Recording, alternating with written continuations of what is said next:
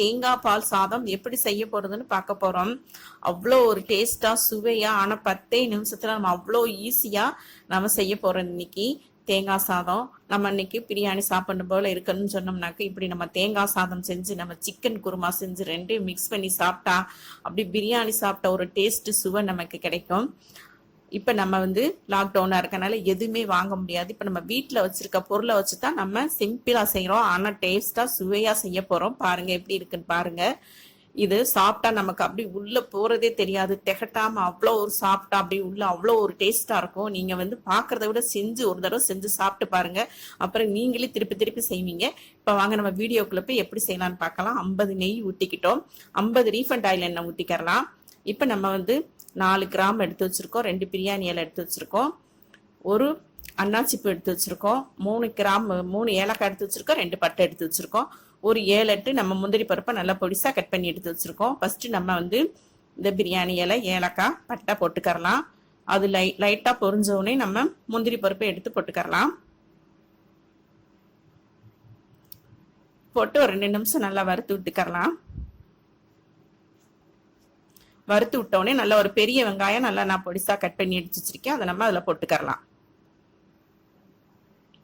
போட்டு இப்ப நல்லா நம்ம எண்ணெயில நல்லா வதக்கி விட்டுக்கலாம். ரொம்ப வதங்கன்னு இல்லை, ஏன்னா நம்ம தேங்காய் பால் சாதம் செய்யறதுனால நமக்கு வெள்ளையா இருக்கணும். அதனால நம்ம ரொம்ப வதக்க வேணாம், இந்த அளவுக்கு வதக்கி விட்டா நமக்கு போதும்.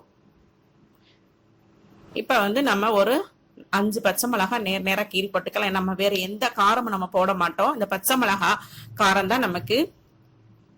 இப்ப இஞ்சி பூண்டு பேஸ்ட் போட்டுக்கறலாம். நம்ம இப்ப நம்ம ஒரு ஸ்பூன் 2 ஸ்பூன் போட்டிருக்கோம், போதும் நமக்கு. இப்ப அதை நல்லா நம்ம மிக்ஸ் பண்ணி விட்டுக்கறலாம்.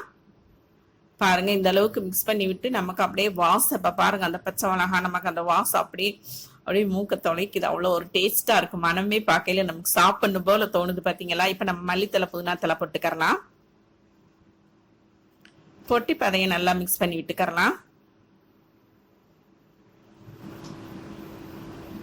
போதும், இந்த அளவுக்கு நமக்கு கலந்தோடனே ரொம்ப நம்ம இது பண்ண தேவையில்லை. இப்ப நம்ம 1/2 கிலோ அரிசி எடுத்திருக்கோம். இதுல நம்ம 2 கப்பு எடுத்திருக்கோம். இப்ப நம்ம 4 கப்பு தண்ணி விடணும். இப்ப நான் நல்லா 2 தேங்காய் எடுத்து நல்லா நான் பால் எடுத்து இப்ப நம்ம 4 கப்பு அளவு தண்ணி நம்ம தேங்காய் பால் ஊத்திக்கறலாம். ஃபுல்லா தேங்காய் பால் தான் ஊத்துறோம், ஏன்னா தேங்காய் பால் சாதத்துக்கு அப்பதான் நல்லா இருக்கும், டேஸ்டா இருக்கும் நமக்கு. இப்ப எல்லாத்தையும் ஒண்ணு சனாப்புல கலக்கி விட்டுக்கறலாம். இப்ப நம்ம சால்ட் போட வேணாம், நம்ம தேங்காய் பால் ஊத்திருக்கனால. இப்ப நமக்கு கொதி வந்துருச்சு பாத்தீங்களா. அதே மாதிரி நம்ம அரிசி எடுத்து நல்லா ஊற வச்சு இப்ப நம்ம ஒரு மணி நேரம் ஊற வச்சு நம்ம தண்ணி இல்லாம எடுத்து போட்டுக்கறலாம். போட்டு இப்ப நல்லா ஒண்ணு சொன்னாப்புல மிக்ஸ் பண்ணி விட்டுட்டு இப்ப நம்ம சால்ட் போட்டுக்கறலாம். இப்ப நம்ம தேவையான அளவு சால்ட் போட்டுக்கறலாம்.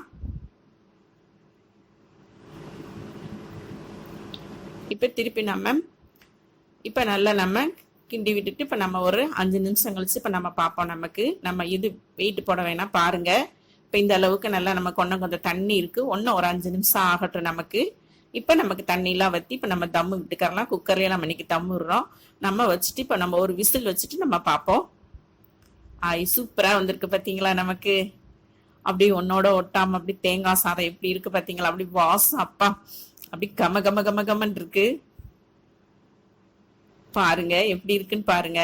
அப்படியே நமக்கு சாப்பாடு ஒன்னோட ஒண்ணு ஒட்டாம நல்லா உதிரியா எப்படி இருக்கு பாத்தீங்களா.